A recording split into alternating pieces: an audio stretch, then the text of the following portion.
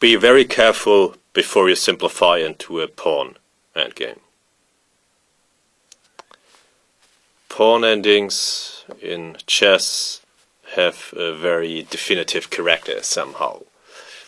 If you can really make sure for 100% that you know the result and do you win a better position or you draw an inferior one, then of course you can go into the pawn endgame. But if you have the slightest doubts, then it is a very risky business. What to do with black to move in Hujifan with Jonathan Arndt, Wijk aan Zee 2013.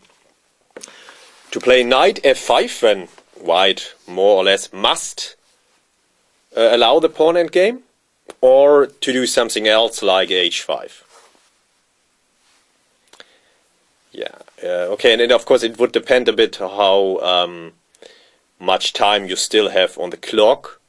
But okay, try to calculate the pawn endgame after knight f5.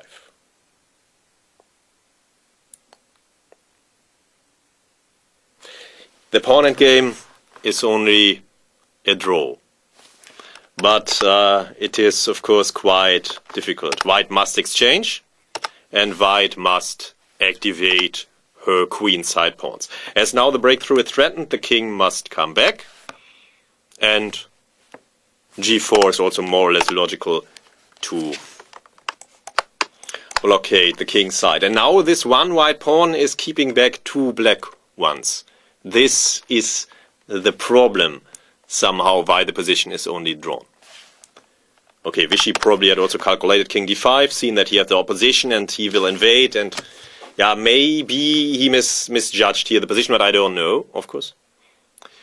But white seems to be in zugzwang, but she still has king c3, and now Hujifan has constructed the Great Wall of China.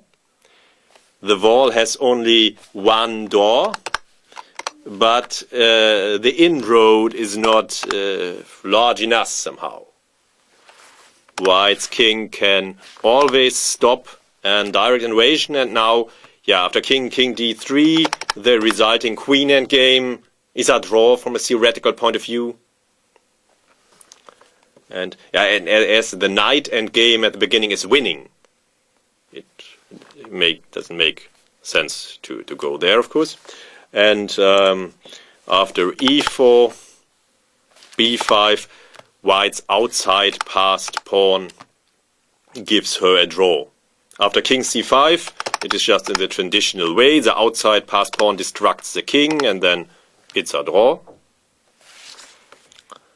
And after e3, king c2, king e4, and king d1, it's similar. White's king stops the e-pawn, and then black must deal with white's outside passed pawn, and it's a draw.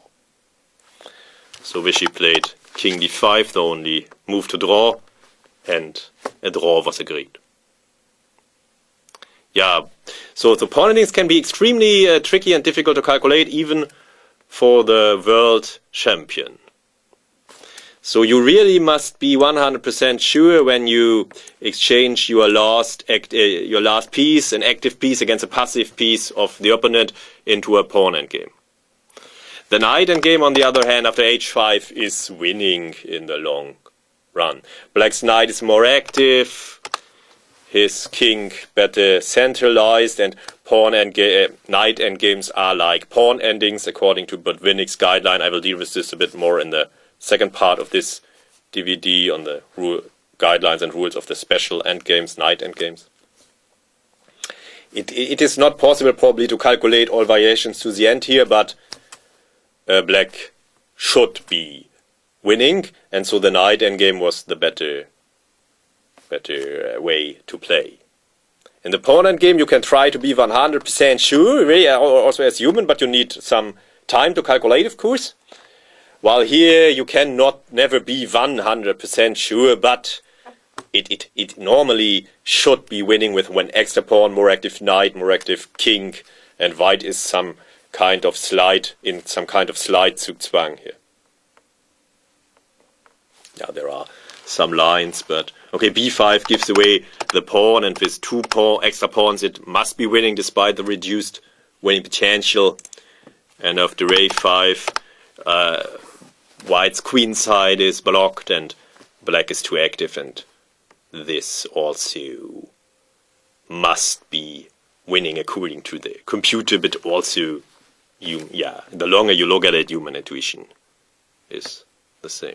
So pawn endings are different. They can be evaluated with 100% certainty if you have for such cases, but you need a lot of time on the clock and a lot of energy to invest in the resulting calculations. It only makes sense when you have this time, can invest it, and then are 100% sure that black is winning.